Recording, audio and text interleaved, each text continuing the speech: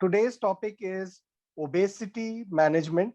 And as Dr. Bhatia has just introduced, this is a very important topic and an important problem that is spreading globally.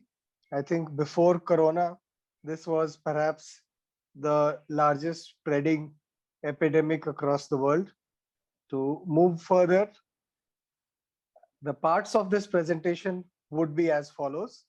I'll first talk about what is obesity, harmful effects of obesity, the Indian situation, causes of obesity, diet and exercise, medical treatment, surgical treatment, and as requested, we'll finally talk about corona and obesity.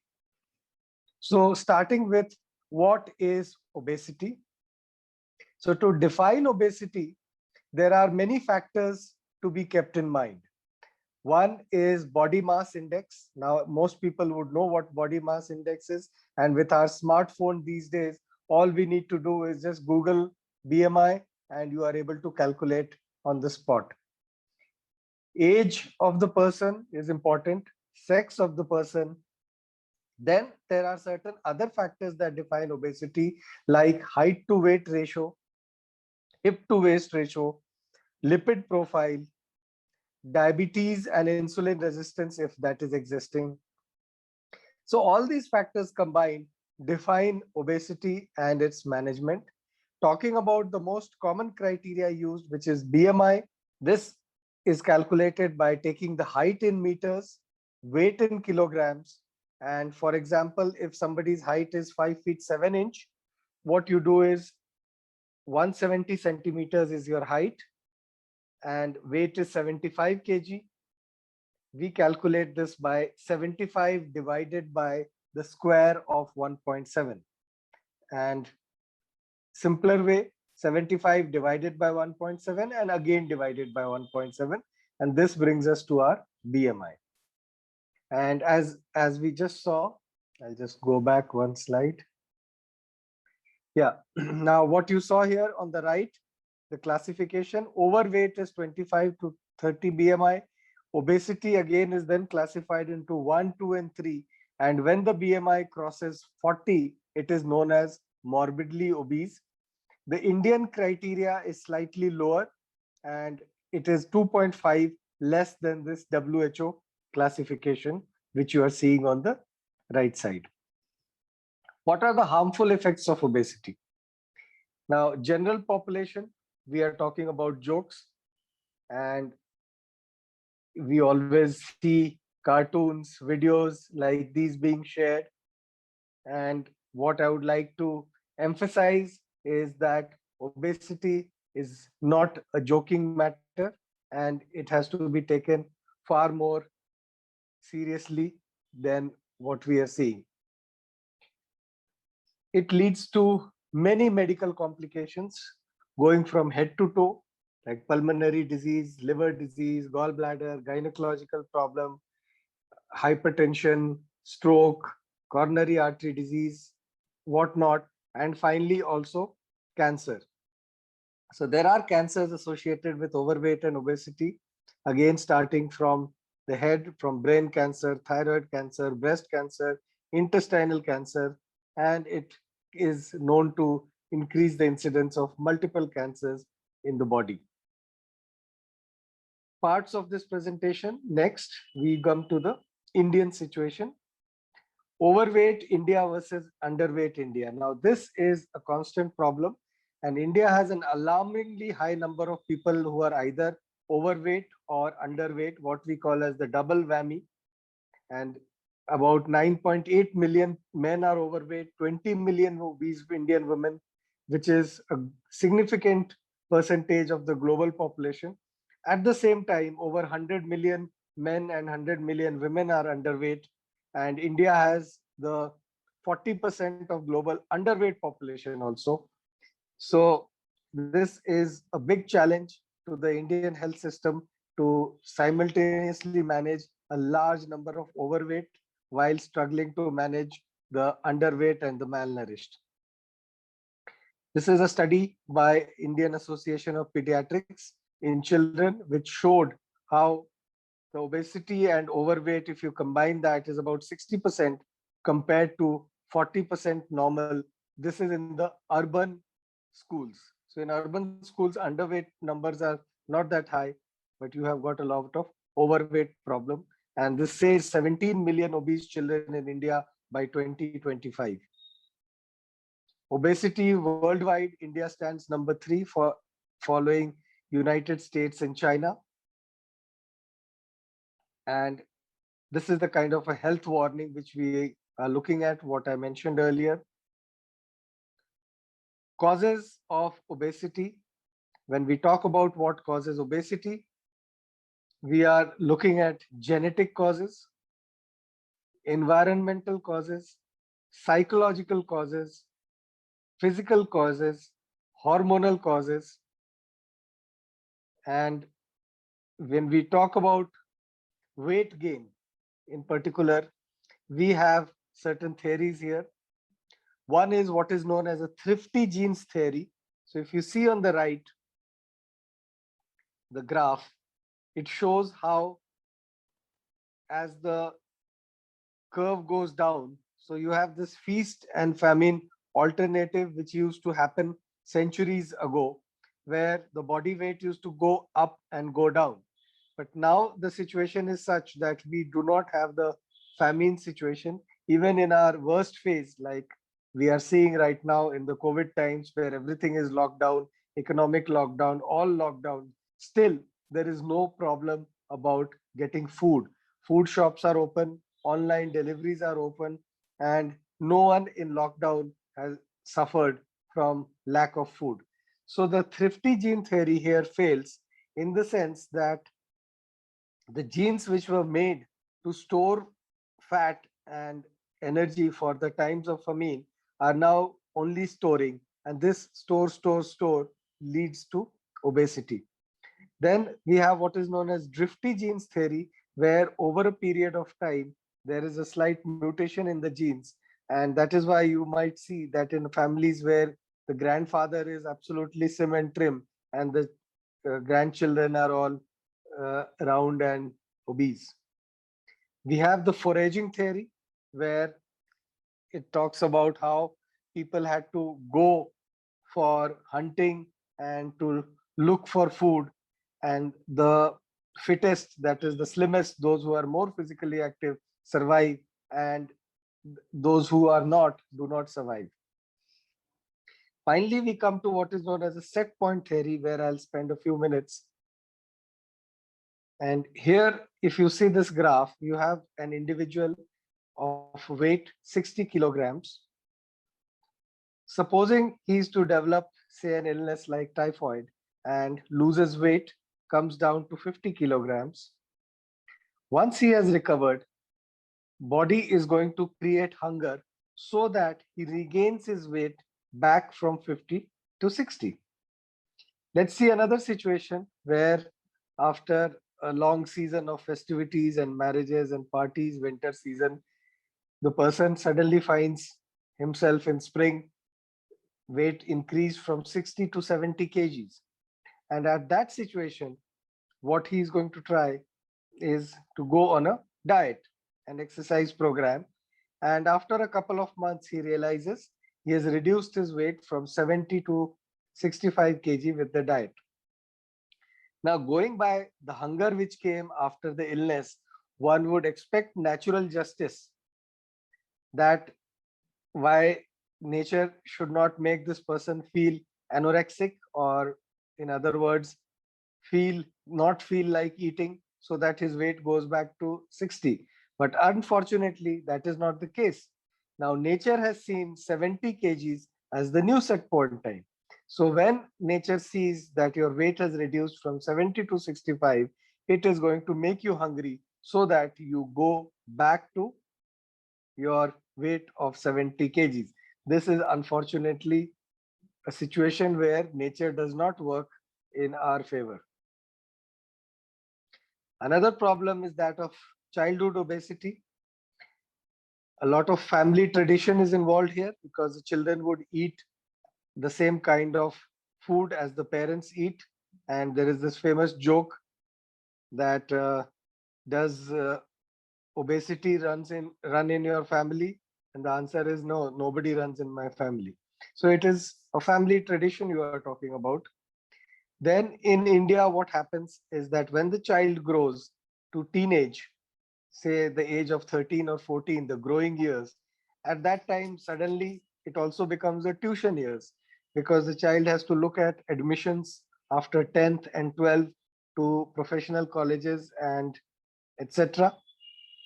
So they are now going for an evening tuition class instead of going to the playgrounds. And that markedly reduces your physical activity. And also sitting and studying, this kind of mental activity makes you feel more like eating carbohydrates. It causes carbohydrate craving and not protein. So again, your carbohydrate intake is going to increase. You're going to develop insulin resistance, and as you grow fatter, you will have that kind of a problem. It's not surprising that 25% of obese children grow up to become diabetic. Situation is not ending here. The child, when he grows further and reaches the age of 15 or 16, then he is added onto another burden. So the weekends, the Saturday, Sunday, which he had free earlier, is now used up in going to coaching classes. So now it's totally no physical activity what we are looking at. So the sports takes a hit. Diabetes, as I mentioned, 25% of obese children will grow up to become diabetes, and India has the highest number of diabetics in the world. There are environmental factors. If you look at these pictures from various movies, in 1960s, you see how the lorry drivers are there. And in 2010, you can have a look at the lorry drivers here. In 60s, the lorry driver had to pick up the luggage and put into the lorry. Now he's got a mechanized machine at the back. He presses a button and it picks up things and puts inside. Then he's got air conditioned cabin. He's got automatic gears, power steering, and whatnot. So that quite reflects how our society has evolved in the last 50 years. Sleep takes a hit. When I talk about sleep, now people sleep after midnight. So that's not how nature had made us. We were supposed to sleep when it became dark, but now most people, the activity starts after dark. The work environment is very similar, very little physical activity and movement.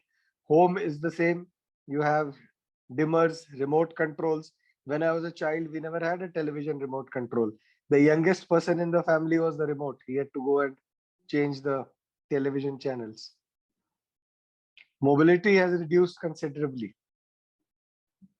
So looking at the diet and exercise, what most people do. So if you look at the left bottom, cardio exercise is what most people think they will do to lose weight. But what you should do is more of dieting, and it's the diet which is more important when you have to lose weight. The weight training and the cardio is less. In fact, cardio, that is your treadmill or cross trainer, only has a 3% role as opposed to 80% what most people think. Weight training is more important. I'll come to that in a while. So you should maintain a food diary. The act of maintaining a food diary itself helps in dieting. There are lots of free apps which are available. You can have it on the phone and enter everything, so that one extra cookie you ate should also be entered. And once you make a weekly plan that, okay, coming week, this is how I'm going to diet, that helps a lot. So just a self audit helps a lot in diet without much need of external input. When we talk about physical activity, it's important to have physical activity daily, minimum of half an hour. And when I talk about physical activity, it's not just walking from bedroom to kitchen or climbing stairs at your office. It has to be a dedicated half an hour physical activity where you feel breathless and you sweat. Weight training or resistance exercise is very crucial, because if you don't do that, what will happen? Body will think that it needs to help you maintain your weight, and it's going to reduce your metabolic rate.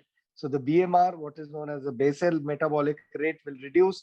And unless you have some weight training and resistance exercise, your muscles are not going to be active and your metabolism is going to reduce. So you start losing weight in your initial part of the diet, and then you reach a plateau.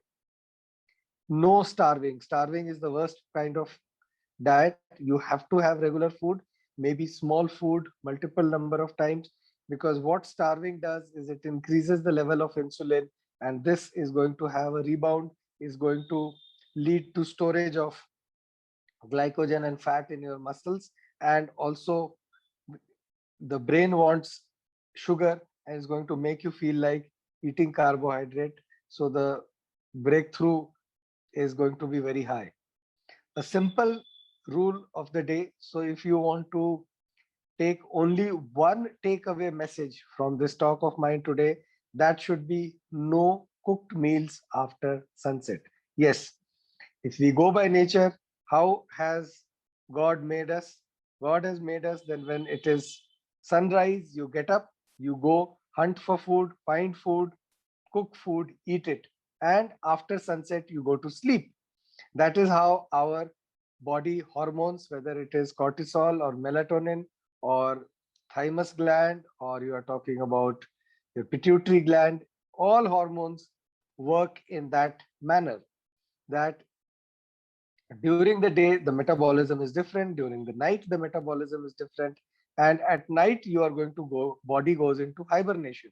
So if you come home after a long day of work in the office, lie down on your couch at 7, have a big meal, and then go to sleep, what you are doing is just assimilating most of the food.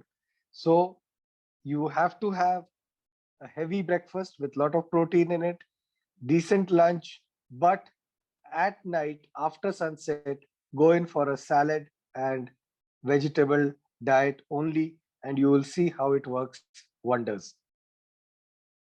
What happens after some time? After some time, there are blocking mechanisms, there is adaptation, and obesogenic environment takes over. There is a negative feedback within your body. So all these things lead to a blockage of your diet and exercise program. So there are, what did you do wrong? People, social obligations, weekends, you tend to break your diet. The starvation diet, which I mentioned, is another very bad thing, and bad sleep pattern. So if you don't sleep regularly, if you sleep very late, wake up very late, then that's going to severely affect your metabolism and make it very difficult for you to lose weight, or maybe you start regaining weight after an initial weight loss with your diet. Stress leads to some changes in your hormonal status, and also it modifies your hunger pattern and food pattern. Sugar and protein. Now we come to this important topic again. Please spend a minute looking at this slide. This is an important slide, and I'm going to take a couple of minutes here. What you are seeing on the left, there is a pink line and there is a yellow line. So the pink line represents blood glucose level. So this graph, after taking food, if you see the pink line goes up in about 45 minutes, that means your blood glucose level has gone up. We are looking at number one. Then it comes down at around 80 minutes and further down at 135 minutes. So that is how your blood glucose level has moved. Along with that, if you see your insulin level in number one, it follows the blood glucose level. So as the blood glucose level goes up, your insulin level goes up, which causes metabolism of the glucose, and it comes down to the bottom. But what happens in number two? In the number two situation, what has happened, if you see, your blood glucose level has gone up, but the insulin level has not gone up that much. And number two has taken much longer for the glucose levels to come down, and your insulin level, as I mentioned, has not gone up that high. So this is the difference in the kind of food which we are eating. So type 1 food is food with high glycemic index, where the sugar level and the insulin level goes up rapidly and comes down rapidly, and in about 80 to 100 minutes you are hungry again. The low glycemic index food, the sugar level goes up slowly. The insulin level does not go up that much, which is great because higher insulin levels lead to deposition of fat, and it also leads to slowing down of metabolism in the terms of breaking down of glycogen from your liver, etc. It's not very difficult to find out the kind of glycemic index that your food has. Again, we are all now connected online all the time. So you just pick up a food, type in its glycemic index, and you can see things like white bread, how it has a high glycemic index, and the low glycemic index is the green stuff there with a medium glycemic index. So it's very important that the carbohydrates you have has a very high content of low glycemic index. So I'm not saying have a low carb diet or a zero carb diet, because a zero carb diet is something that cannot be sustained for too long. In a few months, you are going to get fed up with this and you are going to go back into your original diet. So what is important, yes, have carbs, but have more of low glycemic index and less of high glycemic index. I hope I was able to explain this slide. I tried to simplify it as much as possible before moving on to next. Now, these are the kind of advertisements which we see. Do more with meals, do more with McCain. And now you can see how a good mother, if you see the right bottom, has made this kind of breakfast, lunch, snack time, and dinner.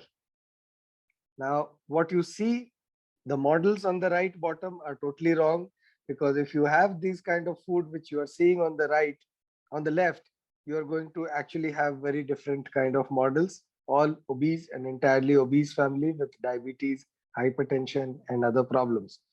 The advertisements are very clever. These days, we've got McCain cricket matches going smiles. on, and after every over, after every 3 minutes, you see these kind of ads. After seeing this ad 5 times, what am I going Mmm. to feel like doing? I'm going to feel like having बच के something कहाँ जाएगा? which has high calorie and high Mmm. carbohydrate. बाहर से मंगवाया? नहीं, freezer से। Look at that.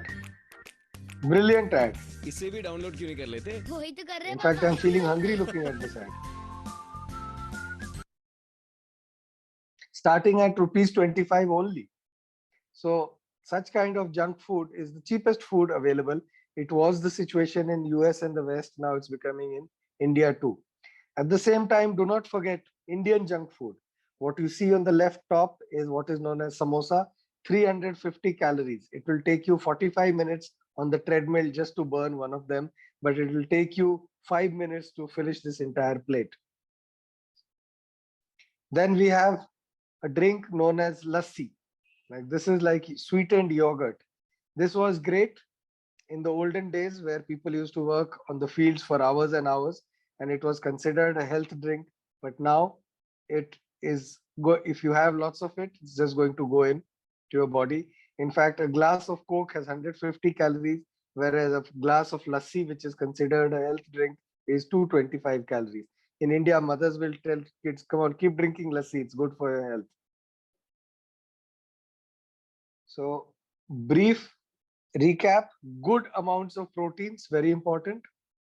Low glycemic, non starchy carbohydrates like fruit, salad, beans. Healthy fat like vegetable fats, eggs, chicken, and fish. Good sleep, early to bed, early to rise, what we used to hear as children. No food from 3 hours before going to sleep. Most calories after sunset goes into storage.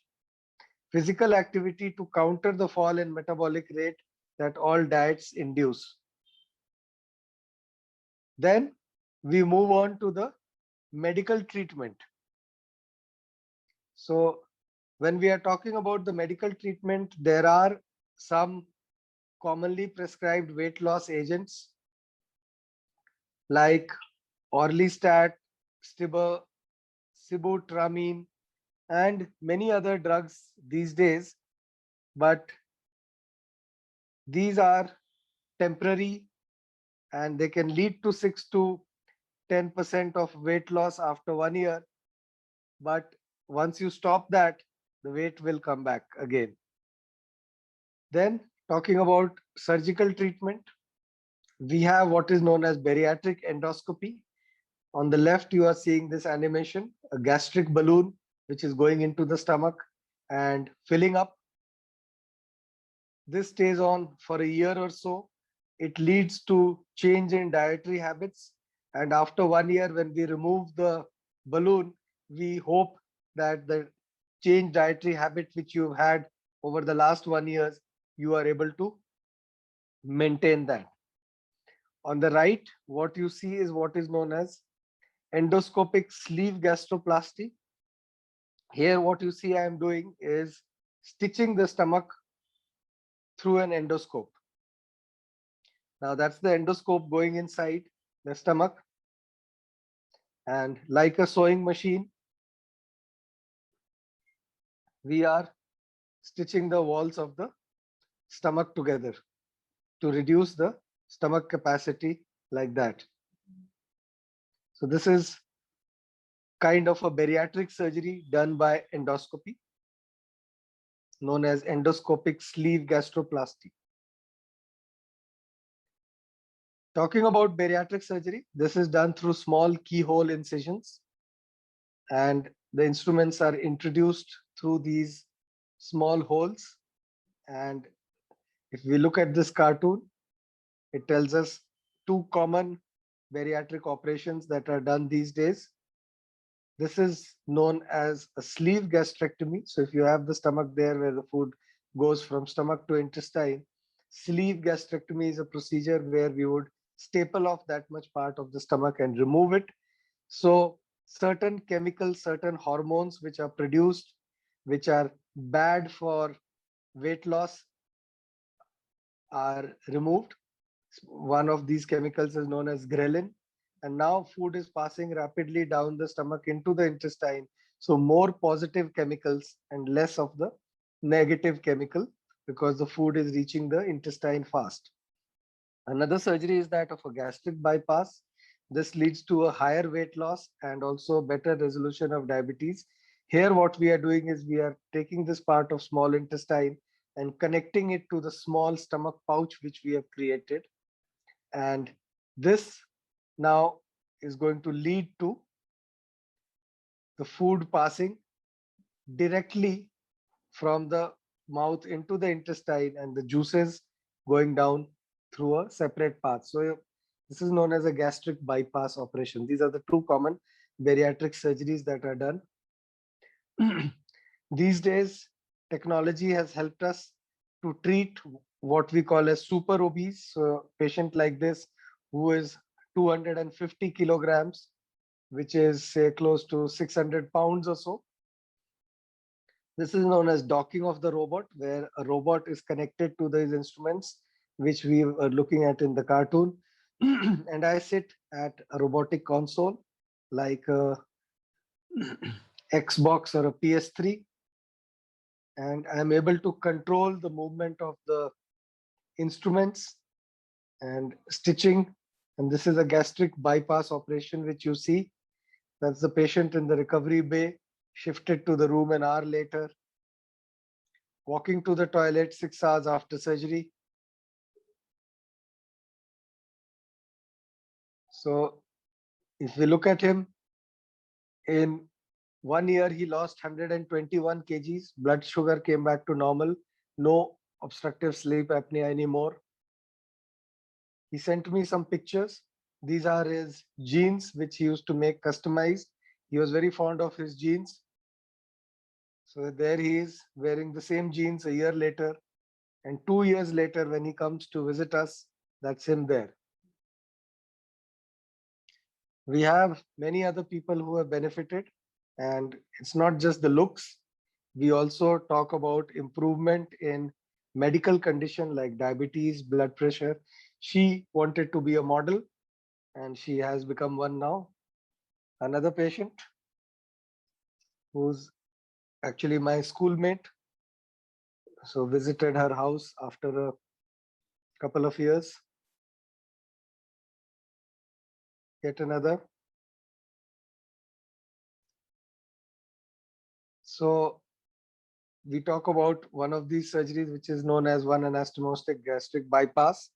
And I've had the honor to have done the first one in the world, got the world's largest series with a very good weight loss after 1 year. Coming to the last part of the presentation, corona and obesity. Obese are more susceptible to corona, and that's because of the presence of a low grade inflammation which is there in their blood cells, also in their respiratory lining, which makes it easy for the corona to enter through the increased number of ACE2 receptors which are there. The immune response and the IL-6 levels are much higher, which can lead to a lot of complications. Respiratory compromise, both from the severity of the corona disease as well as the fact that the obese already have a compromised breathing system. They have other medical problems like diabetes, blood pressure, which makes it even more difficult for the body to cope with the corona infection. Then you have logistical issues like taking these people in through a stretcher, through the ambulance, in the ward, to have ventilator, BP cuffs of that size. So it's also a logistical issues for the hospital to treat the obese. How to prevent? This remains the same, what we were talking about more than a year ago: mask, social distancing, hand washing. So when we talk about diet during corona times, you need to have a good supply of vitamin A, E, and D, because some of these vitamins are protective in your lung linings, so that where it can fight the virus at the time of entry. Vitamin B and C and other antioxidants are important to fight the infection. So these kind of vitamins and trace element levels should be maintained, and that can be done by having seasonal fruits. So again, there is no shortage of information of this on the net. You can just log in, go onto the net to look for fruits which are and vegetables which have good supply of vitamin A, C, B, and the trace elements. Yogurt is a good source of many nutrients, and it also improves the gut health by regulating the gut bacteria, because it's also considered that the coronavirus can enter not only through the lungs but also through the gut wherever there is a lining. So we need to try and take diet which keeps our lining healthy and strong. Legumes, millets, fleshy food, fish, again, these are good nutrient source for keeping your linings strong. Talking about exercise, this is important to keep you fit.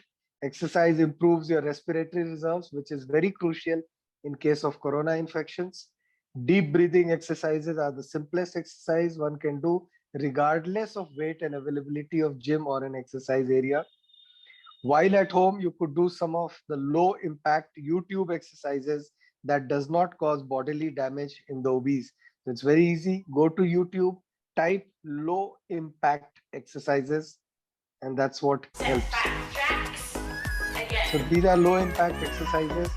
As I had mentioned earlier, what is important after doing these exercises, you should feel breathless and you should sweat.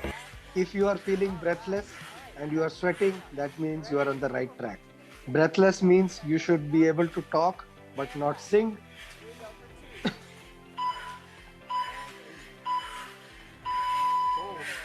So many such low impact exercises are available, and it's easy to do it even sitting at home. So no excuses for that. Get an exercise cycle at home. So to summarize, obesity is a disease that reduces life and leads to other diseases. We are looking at lifestyle modifications.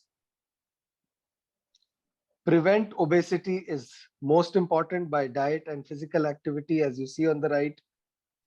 Then comes pharmacotherapy. And finally, the last is surgery for extreme cases. With that, I come to end of my presentation. That's my team at Indraprastha Apollo Hospitals. We've got a obesity and weight management clinic here. Thank you very much for your attention.